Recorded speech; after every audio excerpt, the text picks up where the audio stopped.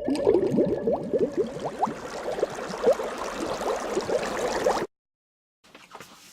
everybody, today I'm going to be trialling some new products in this video, hence I'm starting with no eye makeup, got everything else on, and I am going to be filming a different, so I'm kind of filming two videos at once today. So the eye look that will be featured in this video is not actually going to be in this video, if that makes sense. I'm not actually going to do the kind of get ready with me / tutorial in this video.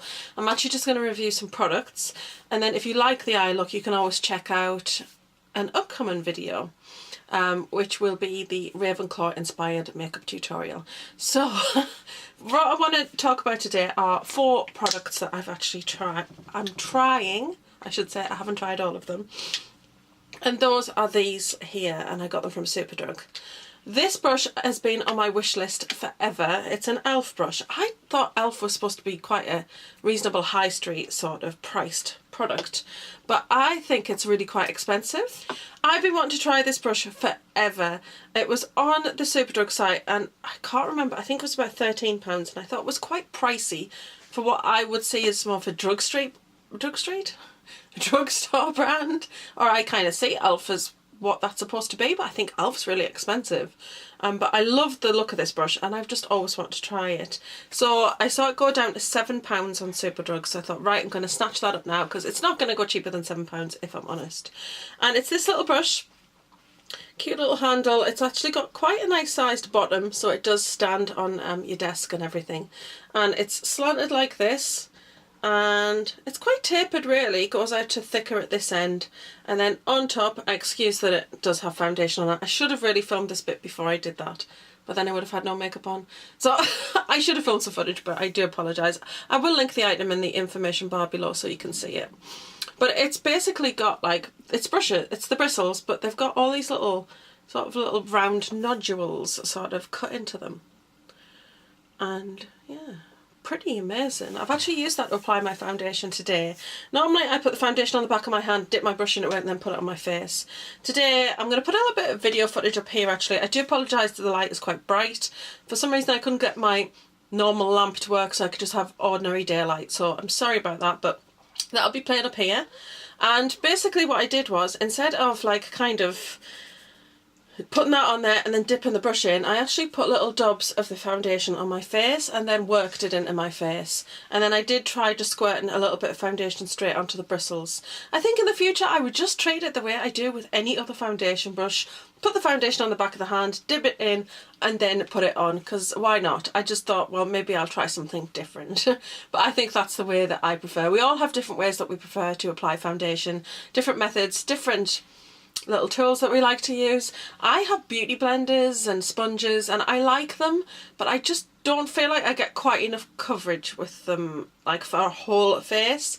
Plus, because I have fibromyalgia and early onset polymyalgia, I get a lot of pain in the upper arm area, so sitting dabbing motion for a long period of time to do my whole face, it gets very painful in the upper arms. So I do prefer a brush because I can just kind of sweep it on and then go over and kind of get the coverage that I want. Just find that it's a little bit faster, and I really do like the coverage of a brush anyway, so I'm perfectly happy with it.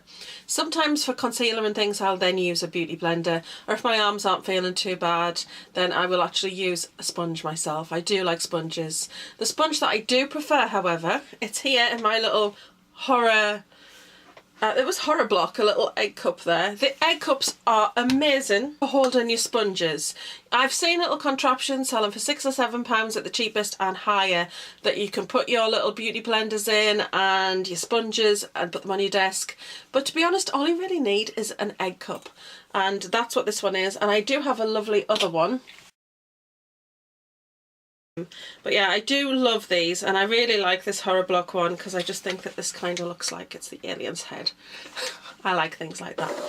So yeah, so this is, and I'm totally off topic, what a surprise, what a shocker, but this is the sponge that I like to apply my foundation if I'm going to do it, and it is the Real Techniques body sponge, and you can use it on your face as well. It's just a larger version of their ordinary sponge.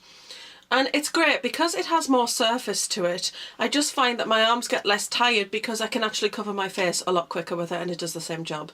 And of course, this is just at its ordinary size. It actually swells quite a bit bigger than that. So it actually is really quick.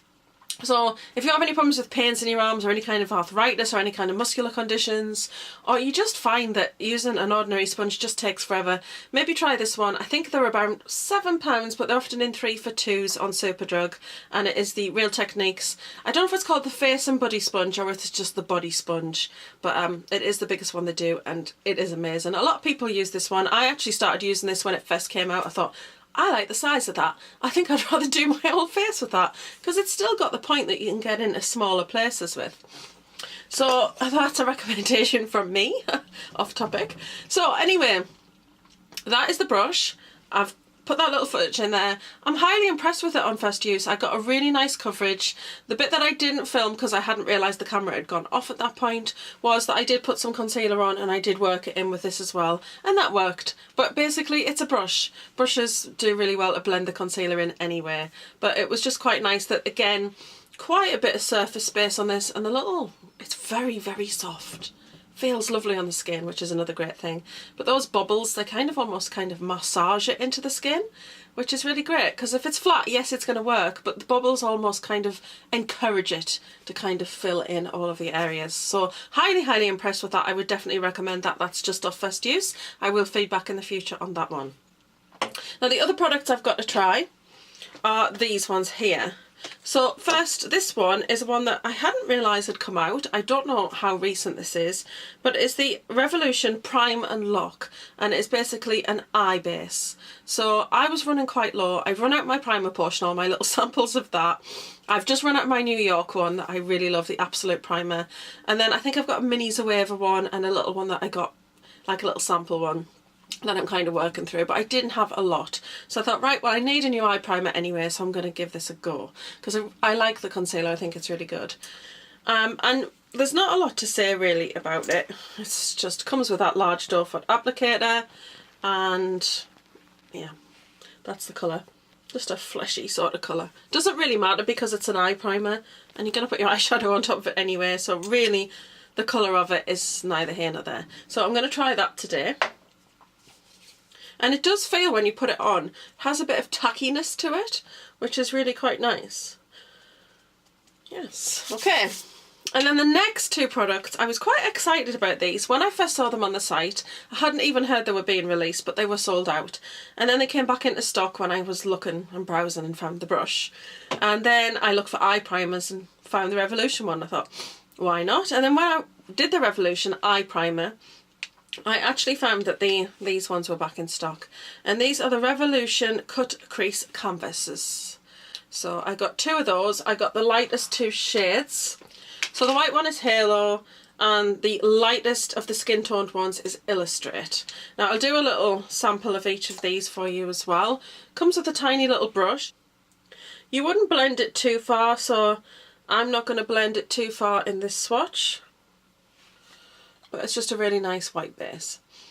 So that's really great. Really great when you do like a really colourful colour to have something like that. Even if you use it as like an all over eye primer for you to put your colours on top of, they'll really, really pop on top of this colour. So I'm quite excited. I'm not massively into cut creases myself, but I'm going to try one today. And then Illustrate. Again, just another little dot. And I'm just going to work that out. And that is what Illustrate looks like. So you've got Illustrate and Halo. So Illustrate is just quite a nice sort of skin tone sort of shade for me. I don't think it makes a difference. I think I'll probably use the Halo one maybe when I use more sort of matte shades and bright shades. And I think the Illustrate one I will actually just use when I'm putting foils and shimmers and things like that on top of. So I'm really impressed with how they don't blend out massively far as long as you're careful with them, and they do have a really, really nice coverage to them, which is great. That's what you want. You want it to be nice and opaque because you want to put stuff on top of them and you want them to have an effect. It's no good if they disappear in the skin. So on first swatch, I'm really, really impressed with them. So really excited about those. I have also ordered the Marvellous Matte palette that's just been released by Revolution, which is all matte bright coloured shades. So we'll be bringing you a review on that also. And I'm really quite excited to get my hands on that. It's actually, I ordered that in the store because I would have had to pay for delivery because it's just a £4 item. So I've ordered it in a store and that was free. So what we're going to do is, I'm going to put the eye primer on this eye and I'm going to go cut crease on this eye. So for the purposes of the makeup tutorial, I'd do that eye first because I'm just going to put this on, and then for this eye then I'll insert that little bit of footage of where I'm actually using the cut crease. I'll only insert a short amount of footage. As I said, this is not about kind of a makeup tutorial or having a look at how I'm putting my makeup on. It's more about my thoughts on the actual product itself. So I'll see you in a minute. So we're going to go in with this now. I'm going to take this is the Revolution cut crease canvas. This one's in Halo. I also have it in Illustrate. Actually, I'm going to do Illustrate because I did Halo on this eye. And I did a Halo eye, so there you go. But that was nothing to do with that. But I'm just going to put this one on here.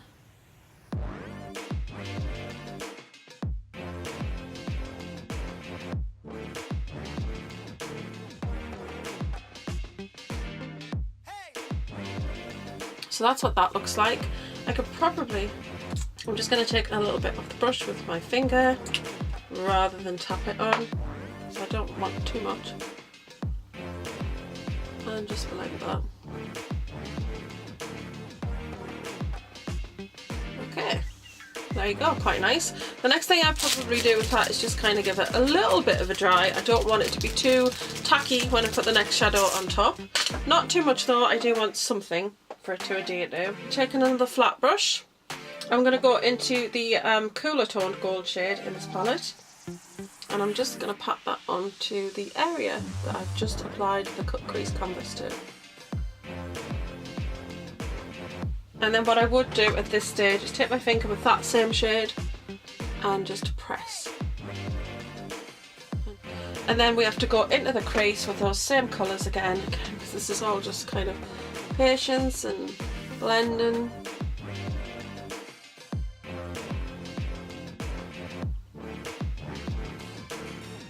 And then using the other finger, I go in with a brighter gold shade and just pop that on just in the centre.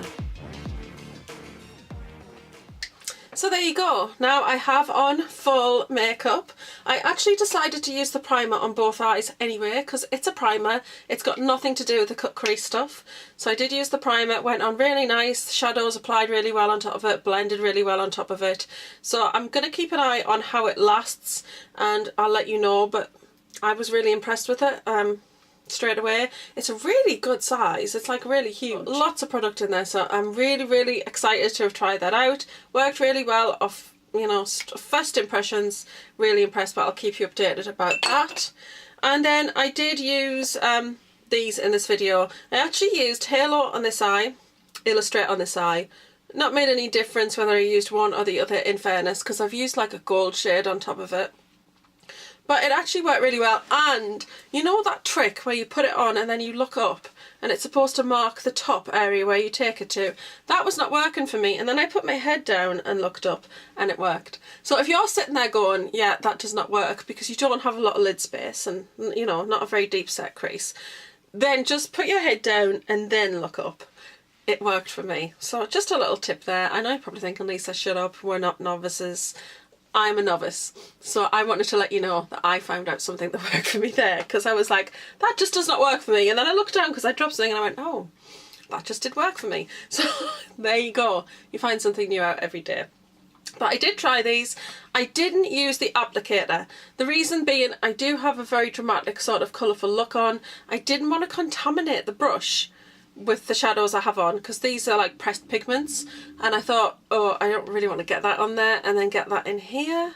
So I kind of just dabbed it on, and then if I needed excess I just dabbed it off the brush with my finger and dabbed it on. So I was very happy just to dab it in the centre, and then I actually worked it out with my finger and it worked really well that way. I felt I had more control over where it was going, that I could blend the edges out better, because if you're using the excess in the centre and blending it out, you know, if you're using a brush, you've got a lot of product on there and you could be dabbing it around and then have lots of product on the whole area. Because I put it in the centre and worked it worked out perfectly for me. So that might be something worth trying if you're kind of like thinking, oh, I don't know how these are going to work. Overall, the primer was very good. I really enjoyed this brush, and I really like these actually. I like that they were very opaque, because with concealer sometimes, I mean, the whole purpose of a concealer is to blend out. Yes, it's to have some coverage, but it's not to give opaque coverage. they're not designed for that, particularly not the Revolution ones. So it's really nice to have something that is designed to be opaque, to give you a nice solid colour base to work from. So I really think these are great. I really did enjoy using it. Now normally I just put the eyeshadow on to a blank space on the lid. I like that I had like a little patch where I could go, right, that is the section that I am going to put that colour on, because it really made me clear about where the colour was going. I didn't go outside the lines, it made it very definite, so it definitely gave me a more precise finish, so I would say that that's a good thing. And the colours went on top of it really nice, and I like how the look turned out. So I will let you know how I get on with these and what I think of them in the future, but I'm highly impressed as it goes so far, and I'll keep you updated with how they go. So hopefully you've enjoyed today's sort of review video. If you do want to see this makeup look, I have actually filmed this one. This is my Ravenclaw house inspired look for the Harry Potter series I'm doing as requested, and that will be up on Tuesday. So if you like Harry Potter, or you just want to see a monochromatic blue look, or you're just quite interested in quite a blue and gold sort of smoky eye, this is really wearable, not just for Harry Potter, but just for anything really. If you want to see that, then you can check that out on my channel on Tuesday. So that's it for today, guys. Hope you've enjoyed it. Thanks for watching as always, and I will see you next time. Bye!